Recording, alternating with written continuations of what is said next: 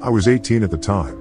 I just graduated high school, and what was probably a really exciting and memorable time for most people was a stressful race against time for me. You see, my dad was very traditional. If I were going to be living in his house after high school, even just over the summer between graduation and college, I needed a job. If not, I was freeloading, and he swore with an adamance I certainly didn't care to test that I'd be out on the street if I was unemployed for long. I'd had months of preparation. Hell, years, really. This entire time I could have been looking. He certainly hadn't waited until now to clue me in on the terms of living with him after high school. But I just wasn't the type to care that much about anything until I was days from a deadline. Finding a job back then wasn't easy. I dyed my hair green, and my nose and lips were pierced, not to mention the gauges and the shitty stick and poke snake on my forearm that my 16-year-old self had afflicted upon me. Case in point, I wasn't getting hired most places. And being that I had about a week at the time left to figure it all out, like usual, I was in a mad scramble to line something up before facing the consequences. But then, as if some morbid miracle, a cop got shot and killed on 84th Avenue pretty close to the pass and go out there, and an opening for the night shift position appeared not long after. The pass and go, and 84th Avenue as a whole, had a pretty bad reputation. See, 84th was one of the only roads in town still unpaved at parts, namely the north end shortly after the pass and go. And it wound along a pretty deep drainage ditch where no guardrails had ever been built, even after decades of complaints. There was a particularly tight bend up the road where a lot of drunk drivers and speeding teens learned that they were not in fact invincible, some of them even taking that lesson to the grave with them, and the lack of streetlights just made it all the more dangerous. But those were just the logical concerns.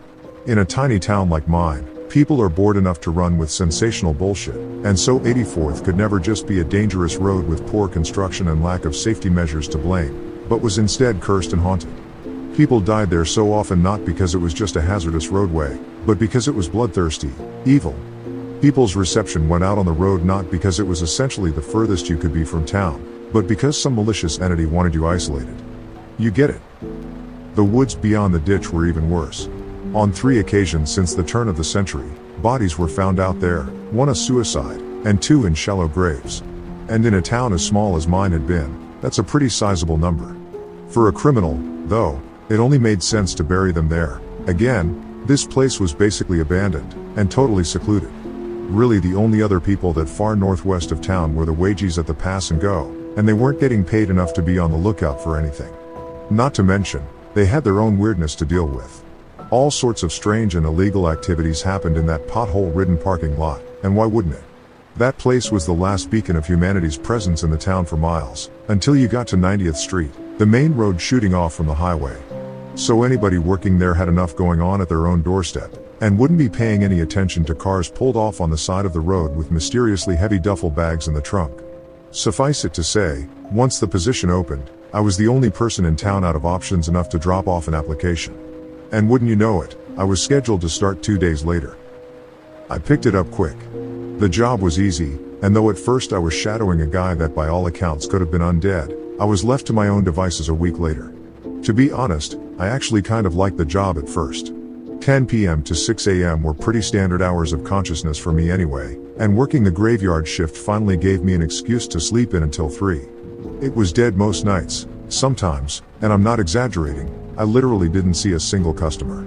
And other nights, the goofiness of my interactions with various druggies kept things interesting. But those kinds of nights aren't what this story is about. The first time I remember being pretty confused was only 2 weeks after I'd started the job. I was pretty stoned at the time, so I tensed up when I saw a cop walking toward the door, but I wasn't complacent enough to blaze it before work without eye drops for fear of these exact situations, not so much worried about getting arrested, but about what my dad would do to me. I also had a little bit of a heads up in the form of a faulty open sign in the window. The neon would pretty often flicker or dim for some reason when people were coming up to the door. Really couldn't tell you why it happened, but when I was totally fucking off behind the counter, it was my cue to act natural for a minute. And since a bunch of random bullshit was stacked up on the side of the counter to my left facing the parking lot and the pumps, I could never see out the windows unless I was actively looking over it. So needless to say, whatever was wrong with that sign certainly wasn't something I was going to try and get fixed. When the cop walked in, I sort of leaned back as casually as possible, and tried to make small talk with him so his mind wouldn't wander anywhere else. "See any crazies?" I inquired. "Not yet," he answered, perusing the energy drinks like a selection of fine wines. He sounded pretty bored, and I hoped that wasn't an indication that he was looking for something to do. Well, lucky you, I chuckled. Can't say the same myself. Yeah? He settled on a sugar-free Monster. He walked over to the counter, and I remember thinking he was either a new guy or one of those officers that just never stopped being motivated, going off his short hair and fresh fade. Though judging off how young he looked, definitely early 20s, I was going with a former. These were the worst types of cops from my experience. They're always looking for a way to stand out to their higher-ups. Yeah, I continued. Saw a lady sleeping in a shopping cart out back. Asked her why the shopping cart, and she said she learned from a TV show that you should never sleep on the bare ground. You learn something new every day, I smirked. That actually happened last week, but who's counting? PFFT, he actually smiled slightly. Weirdos, man. Yeah. Will that be all? Yeah. $3.29. He tapped his card on the reader, and while the sale processed, I remember actually feeling slightly concerned for the guy. I wasn't a big fan of cops, but one of them had died around here recently after all, and just talking with this guy face to face sort of humanized him to me. As he cupped the top of the drink and slid it off the counter, I said, "Stay safe out there." He glanced at me and raised an eyebrow. You know something I don't? Nah. Just, that cop that got shot out here a couple weeks ago. Huh? I just stared at him. Listen, he peered at my name tag for a second. Carter, you can't believe everything you hear about this place. 84th Avenue. It's just a street, man. Most of what you hear about this place is embellished or even totally made up. Yeah, alright. Well, have a good night, officer. I paused, squinting at his name tag back. Brady. He walked off into the night, his energy drink in his hand. At the time, I didn't give that interaction a whole lot of thought. I learned most of my news from memes, and it was definitely possible I'd been wrong. Unlikely, but possible. But over time, stranger things began to occur. And I'm not talking about druggies sleeping in shopping carts. I began to pick up on an anomaly with the neon sign. See, it actually didn't flicker very often. It seemed to at first, but after getting caught off guard multiple times by random people coming in, I realized I couldn't trust it as much as I thought I could. Yet strangely, though it seemed inconsistent, I realized it always blinked and dimmed for certain people. There was this lady that would come in about once a week and buy a scratch-off ticket. I figured she had to be pretty depressed, cause she was always wearing the same clothes, and was coming to this dingy-ass place with relative frequency. Every time she'd ask for the same ticket, Cash Kaiser, and every time I'd slide it to her, she'd smile at me and say, "Maybe tonight's the night." Even in her voice, I could hear how much she needed a break. But I guess tonight was never the night, cause a week or two later, she'd always be back, always dressed the same, always buying a colorful strip of false hope that things would suddenly change for her. I tried to chat with her the more she came in, but she wasn't keen on giving away details about her life. She was mostly unresponsive, just nodding or giving me one-word answers, and then she'd head out in kind of a hurry. But her clothes weren't the only thing that stayed the same every time. Every single time she came into the pass and go, that sign would flicker. Now, I could have just been reading into things too much. I wondered if the sign was ultimately connected to a wire through the ground maybe, and maybe certain people were stepping over it, and those people just kind of came in the same way every time. I didn't really know, I'm not an electrician. But the sort of Groundhog Day that transpired every time she stopped by really did intrigue me. Then, one night in early July, I had another curious experience. I was listening to some podcast about ayahuasca and contemplating if I'd ever take the plunge when the green flicker of my inconsistent early warning system caught my attention. And when my eyes trailed from the neon sign and over the merchandise on the counter to the pumps out in the dark beyond, I saw a guy pumping gas into his truck, probably in his mid-30s. He had this really gruff look on his face, but I wouldn't have paid it much mind except for the fact someone was with him, a girl about my age. While he was by the pump, she was heading into the store. She had black hair down to about her shoulders, and these big brown eyes. Her skin was kind of pale, like she probably didn't get out much, and she wore skinny jeans and a gray top. As soon as I noticed her approaching, I stepped back from the window. I definitely didn't want to creep her out by being seen peeking over the counter through the glass. She came in, and as the chime above the door rang, I couldn't help but glance at her as she beelined to the snacks. She was cute, and I was considering flirting with her at first, but then I glanced over the counter again at the guy in the parking lot, presuming him to be her big brother or dad or something. I didn't want to piss him off, so I decided to keep it casual. She was over by the coolers on the back wall the next time I found her, not looking my direction while she scanned our selection of sports drinks. Then she grabbed a red Gatorade and came walking up to the front. She put the drink and a bag of classic Lay's on the counter, and when I noticed it was almost 4 in the morning, I couldn't help but inquire, "What's got you out so late?" I was scanning the items with muscle memory, my eyes meeting hers after she glanced at the counter for a second as if considering a response. "Nothing really." "Big bro?" I flicked my eyes to the guy in the parking lot, and at this, her nose wrinkled. "You?" "No." I thought that was a strange response. "You?" I asked as the total popped up on the screen. "It's gross to have a brother?" "It's gross to kiss your brother," she smiled flatly, and I didn't want to seem creepy, but I couldn't help but get on the tip of my toes for a second and peek at him again. No doubt the guy was in his 30s, and if I had to be more specific, I'd be leaning more toward late 30s than early. He was wearing boots, jeans, and a blue and brown flannel, and had a 5 o'clock shadow I could see from the store. The more I looked at him, the more weirded out I felt. But then again, none of this was my business, and I didn't want to pry. She definitely didn't seem to be with him against her will. "Ah, gotcha," I smiled, but the whole thing felt unignorably off to me as she handed me a 10. "You guys going on a road trip or something?" "Something like that." There was this turbulent mix of emotions in her eyes, and while she looked excited, definitely thrilled about something, she also kind of seemed to be longing too. I only got a glimpse of it though, as she unexpectedly asked, "You ever just do something totally crazy? Like, overnight?" "I mean, I took a heroic dose of shrooms once on a whim without a trip sitter." I smirked, and she chuckled too, but shook her head. "I didn't mean something like that." She paused. "Anyway, have a good rest of your night."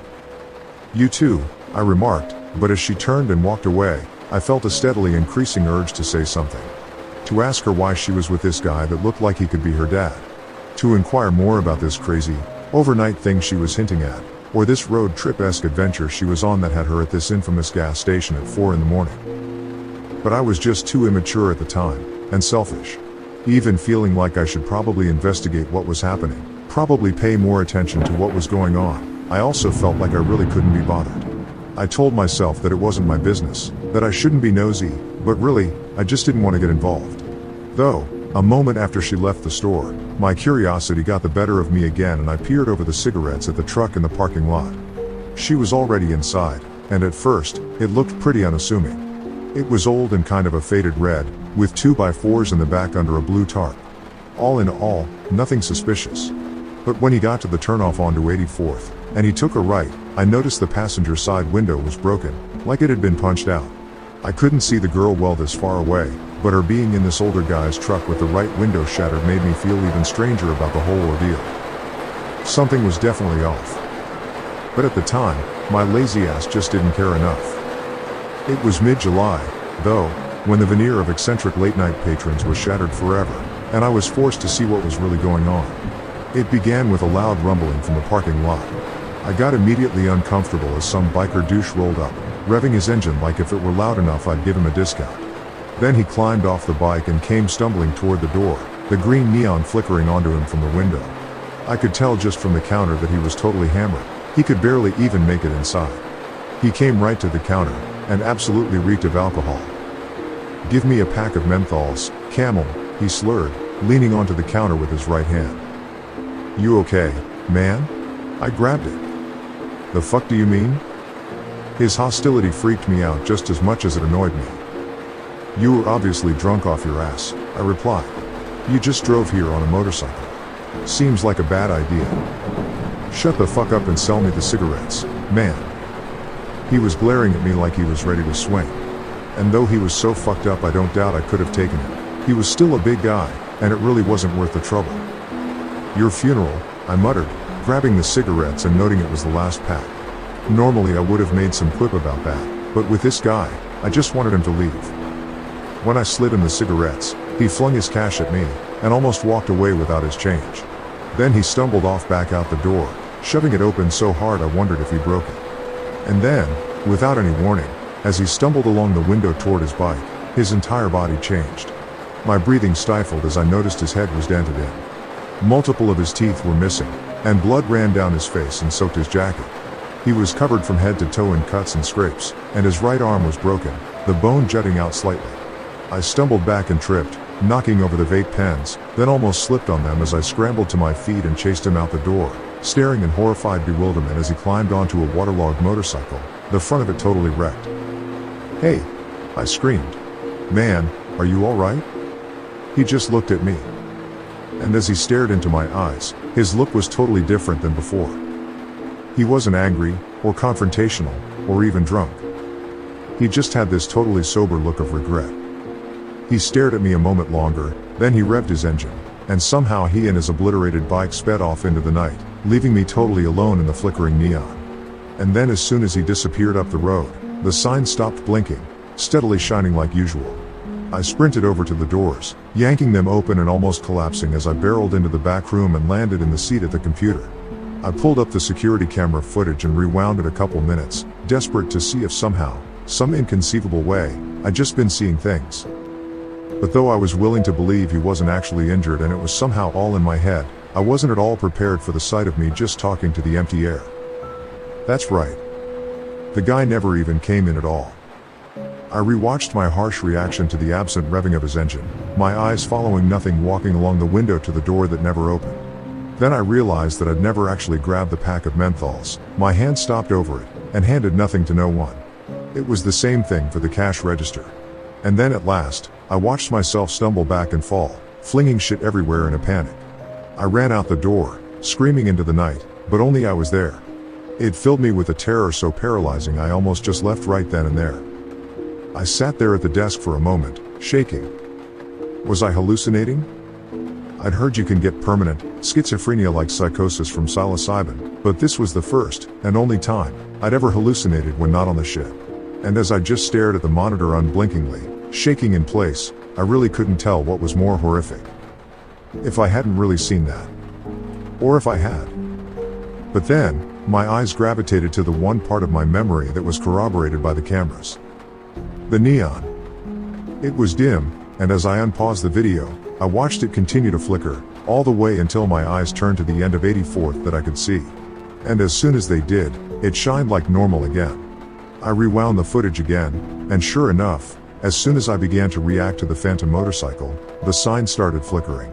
It flickered the whole time, throughout that whole interaction, until the biker was gone. So I wasn't crazy. Something suggested there was more going on than me just losing my shit. But then, what the hell had just happened? I didn't even go back to the front as I began racking my mind for all the other times the sign had flickered. And instantly, I recalled the scratch-off lady. I quickly Googled 84th Avenue deaths, thinking that maybe I could identify some of these people, but the first thing that came up was the police officer shooting. Then my jaw dropped as I stared into the memorialized eyes of Officer Brady. I could barely sit still as his eyes looked back at me from the computer screen, the same officer I had spoken to just a month ago who didn't know about any officer shootings in the area. Because he was the officer that would be shot. I kept looking, and before long, I found the scratch-off lady. She was some lonely, divorced woman that committed suicide in the woods a couple miles north of here in 2011.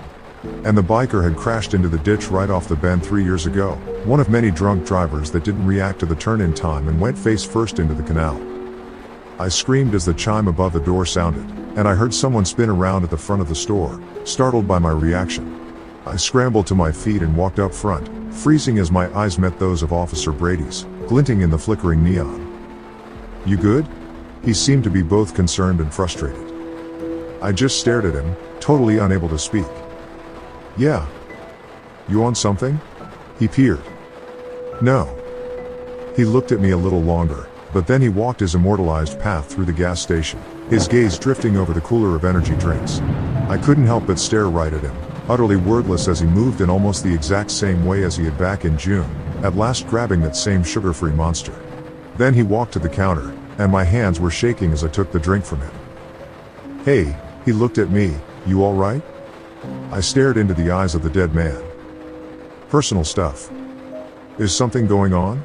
Looked like you were looking at the security camera footage when I came in," he noted, and I listened in silence. If someone's prowling around here, I could investigate. I wanted to address what was really happening, to pick his mind and see if he was really unaware that he was dead, or if he was just haunting this place, and all of this was an act.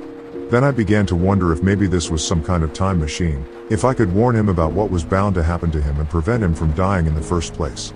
But as I recalled the biker's corpse mounting his waterlogged Harley, I came to the conclusion that nothing I said to this visage of the officer was going to save his life. And, I further waged, as soon as he walked out that door, he'd be a corpse too. "You there?" He waved his hand in front of my face. "Talk to me, kid. You look like you've seen a ghost." I almost laughed. "Yeah. I'm fine." I slid him his drink. "You gonna tell me the total?" "It's free tonight. On me. Have a good one, Officer Brady." He blinked. He stood there for a moment as if considering investigating the gas station regardless of my cooperation, trying to get to the bottom of my unusual behavior. And maybe in life, he would have. But his fateful march to the street where his life would be taken from him seemed programmed to resume as he suddenly turned and walked out the door, just like he had the last time back in June, taking his energy drink with him. I followed him outside, standing beneath the fluctuating sign as my eyes fell onto the exit wounds in his back, the red streaks oozing from the holes in his uniform. I felt like I could cry at the sight of it. I walked back inside, and had made my mind up to quit then and there. I wrote up a note and left it in the manager's office, then I locked the place up and left the key under the propane cylinder exchange out front, about to text my morning relief where the key was when I froze. I remembered the girl. The girl, with black hair, and big brown eyes. The neon sign that I had once thought of as my early warning customer alert, and now understood to be some kind of paranormal detection radar, had flickered with her entrance too, just like it had for the biker, and the scratch-off lady, and Officer Brady. In that moment, I became weirdly consumed with this desire to know what had happened to her. Maybe it was because I found her cute, or maybe it was because even in the moment that night, something felt horribly off. But for some reason or another, I became totally invested in figuring out what had happened to her, to the point that I decided to unlock the store and stick around. I went back to the computer, but for some reason, though I was able to find information about other people that had died in the area, some of whom I'd even seen walk into this gas station's very doors in the middle of the night, I was completely unable to find her. And it really ate at me. I went back to the front at some point around 5 a.m., but still, I was just searching on my phone for the girl. Though by the time my relief came in at 6 a.m., I still hadn't found shit. And that was my obsession for the next couple days. When I'd exhausted every article about deaths on 84th, I began to wonder if anyone even knew she was dead. So I searched local missing persons, and I looked into all of them, but still, none of them were this girl. It haunted me for days. I began reliving as much of that night as I could, trying to recall every single detail. I could remember her hinting that the guy she was with was her boyfriend, which even then was a red flag, but now, as I remembered that older guy in the parking lot pumping gas in the dark, it filled me with dread. I didn't get that good of a look at him. I could tell he had some stubble and was wearing a flannel, jeans, and boots, but what good was that? As for his truck, I wasn't sure exactly what make or model it was, just that it was red and looked old. I could only assume the punched-out glass was like the biker's motorcycle, something that had taken place after the girl's death, or more likely during. Then I remembered her asking me if I had ever done something crazy and overnight. And as I mulled over the words for hours, sitting on the back porch smoking a bowl as the sun set before my shift, I ruminated on all the possibilities such a vague statement could mean. But then, when I remembered her saying she was on something like a road trip, it started to click. The guy she was with, her boyfriend, must have been taking her off somewhere, probably far from her home. Maybe they'd been talking online, probably in secret, cause no parent would let their kid date a grown-ass man like that, and she seemed to be about 18 like myself. Maybe he'd driven to where she lived, and this big, crazy, overnight decision she made was climbing into this stranger's vehicle that she'd been tricked into thinking was safe, driving with him for God knows how long as he took her to God knows where. And then they stopped at the pass and go on 84th Avenue for gas. At first, that part didn't make sense to me. Yeah, this place was a couple miles south of 90th Street, which came right off the highway, but why wouldn't he stop for gas at one of the many gas stations out there closer to the interstate? Though, the more I thought about it, the more I started to piece it together. If this guy really was from out of state, and was trying to get her back to his place undetected, it made sense he didn't pull right off the highway to the nearest gas station where cops could be combing through camera footage. Instead, he drove off to the most secluded road in the whole town, 84th Avenue. I started to feel overwhelmed. I had nothing to go off of to narrow my search really, and for all I knew, I'd have to look at missing persons listings for people in every surrounding state, and maybe even farther than that. I mean, it was just impossible. But at last, saying a prayer to whoever was listening, I typed in the vaguest string of clues I had: missing girl, brown eyes, black hair, red truck. And then I scrolled, and scrolled, and scrolled.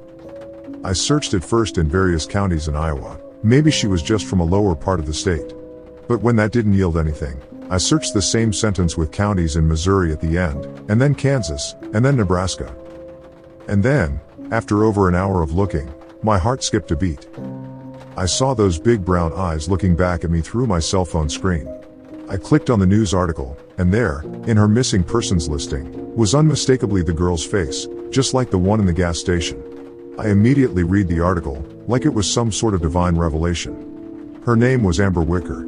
She would have just turned 18. In fact, her birthday was only 2 months ago, but her disappearance was 4 months ago, which meant that on the night that she'd actually stepped into the gas station and not the memory I had cohabitated, she was only 17, making the whole thing even more disturbing to me. She was last seen on her front door's Ring camera climbing into a red truck parked across the street almost totally out of frame, but even in the glimpse of it available in the video, I could tell it was the same one when I saw the 2x4s and blue tarp.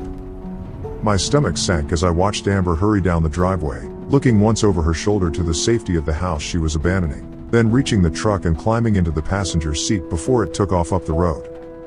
I leaned back in the chair, letting out a beleaguered sigh.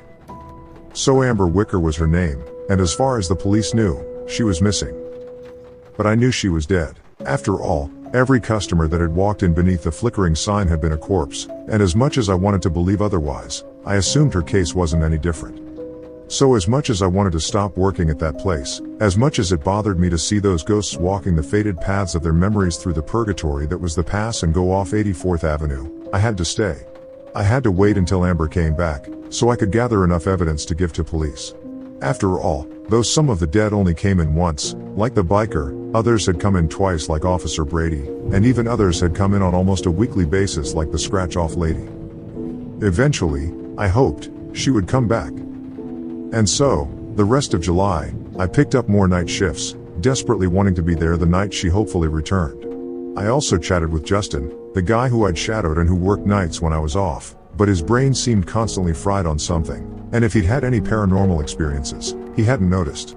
I asked him about the sign flickering and he said it did that on occasion, so I knew he'd seen at least some ghosts, but when I asked him about Amber, he wasn't sure if he'd seen her or not. Needless to say, I wasn't getting anything useful out of him. I asked him to just keep his eyes open for her, and if he saw her, to note the license plate of the truck by the pump. You'd think such a strange request would raise an eyebrow, but he was so zombified on whatever the hell it was he was abusing in his off time that he just said, sure. In the weeks after I'd pinned down Amber's true identity, I began to research her a bit.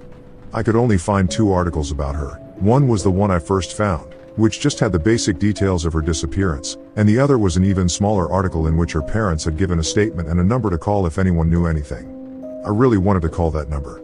But I knew that right now, I honestly didn't have shit. I could always say I was at the gas station that night and saw something, but the security camera footage only went back 60 days, so there'd be no proof one way or the other. I didn't have a license plate, and I was a whole state over. I didn't have a lot of faith the police would be able to do much with that, and I didn't want to give her parents false hope. So I decided I'd just wait until her memory replayed again, and I could piece together some actionable details. In the meantime, the more I searched her, I was at last able to find some of her socials, but her Instagram was private, and her Twitter was inactive for years. Though when I stumbled upon her Facebook, even though it, too, hadn't had a post uploaded in 2 years, I felt strangely more connected to her as I scrolled through her photos, this immortal anthology of a dead girl's time on Earth, floating in cyberspace for anyone to find and sharing her memories from before her life was prematurely snuffed out. I found pictures of her laughing with her friends, smiling at a dance, blowing out birthday candles. I saw random posts ranging from her excitedly proclaiming she'd gotten her learner's permit, to complaining about failing some biology test. All these moments of this girl's life, both significant and insignificant, were here forever, memories accessible to anyone that cared to find them. And really, her appearance at the gas station wasn't much different. Though that memory was supernatural, unfolding in real time over a real place, It was, in essence, the same, just some moment of her existence that unaffiliated people such as myself were able to witness. Though whether or not I had been the one to see it for a reason, or my witnessing of it was just as inconsequential and random as me scrolling through her Facebook page, I felt that I was a part of this girl's story now, and it was my duty to help her however I could. But by August, she still hadn't come back. And strangely, neither had Officer Brady, or the biker, or even the scratch-off lady. There was only one other occurrence of the sign flickering, and I guess it was either a no-show ghost or a fuck you from the universe, cause no one ended up coming in. I got worried that whatever supernatural phenomenon had been taking place was over just as suddenly as it had begun, and that I'd never see her again, never be given a chance to atone for my apathetic complacency that night when I could have paid more attention to a situation that was obviously suspicious. And even worse, I was shipping off to college in just a couple of weeks. My remaining days at the pass and go were numbered. So on August 3rd, while sitting behind the counter in the dead of night, waiting for the purgatorial replay of an apparition's final stop on the drive to her untimely death, I made up my mind. If she didn't come in tonight, then tomorrow, I'd take matters into my own hands. It dawned on me that Amber must have died nearby here. The only ghosts that ever walked into this gas station were those that had died on 84th Avenue, and that was true for Officer Brady, who had been shot just down the road, the biker who had crashed into the canal by the bend, the scratch-off lady who had hanged herself in the woods, and all the others I'd seen walk through those doors beneath the flickering green glow. And though I had no idea where to look, I had one thing to go off of. I'd seen the truck turn right at the turnoff. So somewhere north of here, she must have died. And maybe, just maybe, I could figure out where. By morning, I still hadn't seen her, or any ghost for that matter, and after chatting with Tegan, my morning relief, I walked out to my car. But though I'd planned on driving home and getting some sleep, then searching later, I just couldn't resist the urge to look right then and there. And so, in my pass and go uniform and all, I walked over to the turnoff where I'd seen that phantom truck head right, and then did the same, walking north up the road. The sun was just barely rising over the trees, and I couldn't remember the last time I'd appreciated a sunrise. Usually, I sped home, trying to beat the sunlight to my room where I could shut my blackout curtains and crash as if it were still night. Then I'd wake up at 3 or 4 in the afternoon. But this morning, moving slowly up the road along the canal and constantly scanning for anything out of the ordinary, I couldn't help but enjoy the orange glow above the trees. By the time I'd walked about 2 miles, the sun was fully above the horizon, and cars were starting to sparingly appear on 84th, though admittedly not many, as this wasn't the most direct route to anywhere in town except the pass and go. I'd already passed the infamous bend, and even felt obligated to pause there a moment before the canal, sort of waiting in reverent silence as I remembered the stare that biker had given me, the regret permeating his eyes. By now, though, it could no longer be considered a canal. It was a drainage ditch at best, a muddy, shallow dip off the road, and beyond it was the forest. But then, in my steady scan of the ground in front of me, I noticed something twinkling. I crouched, looking down at small shards of glass on the pavement. Almost like a vision, my mind seemed to play out this simulation, and I was staring at the man as he and Amber argued. He lost his temper and slammed her head into the window, shattering it. I noticed more twinkling coming from the grass before the ditch, and I could almost hear the sound of his boots scraping the asphalt as he kicked the glass off down the hill, trying to cover up anything that had happened. Then I noticed something yellow peeking out of the mud. I stepped down into the ditch, grabbing the corner of the plastic and pulling it out of its muddy tomb. Sitting in my hand was a faded, dirty bag of Lay's Classic, mostly empty, with just a few crumbs at the bottom. My heart raced as I recalled her placing the bag on the counter, and again, I could see it before my mind's eye, the man dragging her body out of the passenger seat, her deadweight foot scraping the bag out with her. He probably didn't even notice in his panic as he dragged her toward the forest, the bag fluttering off down into the ditch below. I walked up the hill on the other side. I stepped into the forest. My breathing started to become heavy as I walked deeper into the trees, terrified as I anticipated just what nightmarish spectacle I might be about to find. But I wouldn't turn back now. And as the afterimage of Amber's conflicted eyes appeared in my mind again, I resolved to find where she was buried so I could finally give her parents peace, maybe even give her peace. And it didn't take much more walking to find clues. I noticed 2 hardly visibly scrapes in the dirt, where her shoes must have been dragging. I carefully followed them, stepping off toward a cluster of trees as they suddenly turned, at last freezing before what I could immediately ascertain was a shallow grave. The grass all around it was undisturbed, but here, in just this plot, was a clump of uneven earth. Some grass and leaves had been precariously scattered on top in the man's frantic attempt to conceal it, but it wasn't convincing. And as I crouched before the plot, my heart began to thump out of my chest. But I gulped and steeled myself, knowing I had to see this all the way through, for Amber. I wished I had a shovel, but with nothing else, I just dug with my hands, scraping the dirt away and trying not to consider the possibility of my fingers abruptly touching her corpse. I jerked as I felt something that wasn't soil. Didn't feel like rotting flesh. So I brushed the sand away, and my eyes centered upon a filthy blue tarp immured in the ground. It was all I needed to see. I stayed right there, pulling out my phone and calling the police. And when they arrived within the hour, I told them I'd gone on a morning walk after getting off the graveyard shift, but noticed the broken glass and trash on the side of the road. They applauded me on my intuition, saying they probably wouldn't have found that suspicious at all. And hell, I certainly wouldn't have either, if I hadn't known the context. From there, I said I walked into the forest out of curiosity, but when I found what looked to be a trail left by dragging feet, I became convinced I'd actually found something serious. And after a little bit of digging where the ground looked abnormal, I'd seen the tarp and assumed the worst. They were kinder than cops had ever been with me as they thanked me, and in just a couple of days, it was confirmed in a news story that wrapped in that tarp and left to rot in the woods off 84th Avenue for the last half a year was none other than the body of Amber Wicker. The girl with black hair and big brown eyes, taking her next big step in life. The last big step she'd ever take. I was glad I had been able to help her family get some closure, and hell, even lead to the arrest of the bastard that killed her, whose DNA was recovered at the scene of the crime. But even still, at the end of the day, none of that would bring her back. I just felt hollow. Finding her body, providing her parents whatever relief they could find, and putting that monster in jail, still wouldn't bring that innocent, naive girl back to life. And as I listened to a podcast on the graveyard shift on my last night of work at the Pass and Go, 4 days before I'd be heading off to college, I found myself constantly distracted thinking about that. But slowly, I got my mind off things, paying more attention to the podcast and starting to stare off into space at last, the shift beginning to fly by. Until just after 4 in the morning. I gasped as the neon sign flickered. I darted over to the side of the counter and peered over the cigarettes. I'll never be able to describe the feeling in my chest at the sight of that old red truck. And though I felt ice in my veins at the afterimage of Amber's killer pumping gas in the dark, when I found her walking to the front of the store, all that remained in my heart was an overwhelming longing, an inconsolable despair.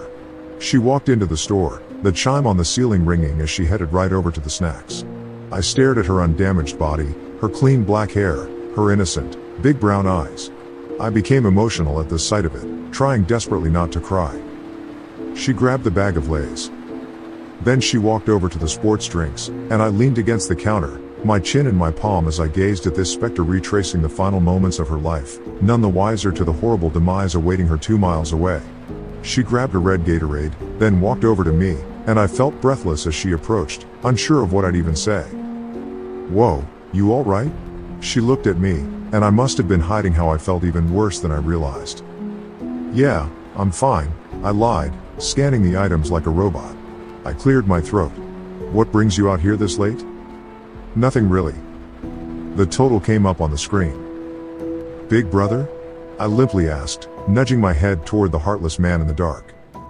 "You? No. It's gross to have a brother?" I must have asked the question differently this time, 'cause she stared deeper at me, asking again, "You sure you're okay, dude?" God, I wanted so badly to tell her to run. To just get the fuck out of here. To not ever go near that man again.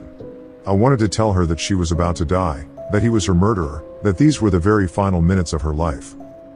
But this was not a time machine.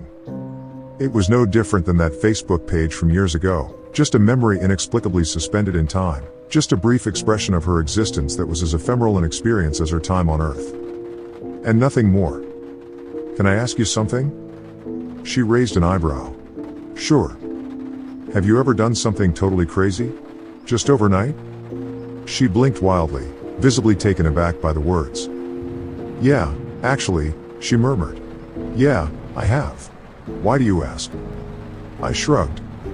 "No reason." "What about you?" "Yeah, I did, once. I had this weird inkling to follow a trail into the woods. And I found a body. Called the police and reported it." "Creepy," she remarked. I let out a long sigh, handing her the stuff. Hey, this is on me tonight. All right? Oh, sure. How come? You just look like a friend of mine, I smiled hollowly. A friend I haven't seen in a while. Anyway, it's my treat. Well, all right. Thanks. She took her unceremonious last meal, then turned over to the door, walking toward the oscillating neon. Have a good rest of your night, Carter. She glanced at my name tag, smiling slightly at me. It broke my heart. You too, Amber. Huh? I said you too. She stood there a moment, as if debating whether or not she'd heard me right the first time. Then she turned around and walked outside. But I couldn't just sit there, and before I knew it, I was running around the counter, shoving the doors open and stepping outside. I bit my tongue at the gash on the back of her head, the blood dripping down her hair and onto the back of her top. I had guessed that had been the cause of her death, but evidently, I was wrong. Because as she turned back toward me, I found her blue face, and the purplish bruising of a seatbelt around her neck. Her clothes were covered in dirt and blood, and the lace bag was empty and faded, mud clumped all over it. The bottle of Gatorade was halfway empty. I trembled as I found her teary gaze, the desperation and regret staining her painfully cognizant big brown eyes, not innocent anymore. Thank you, she whispered. I couldn't possibly muster a response. And then Amber turned, the afterimage of her corpse climbing into the passenger side door of her murderer's truck. I remained frozen in place, my eyes following every last fleeting second of Amber's existence as the taillights glowed, and the engine hummed. Then the truck pulled off, pausing at the turnoff. And then, as it pulled away, turning right on 84th Avenue and heading to her shallow grave, the neon of the sign stopped flickering, leaving me standing there alone again in silence.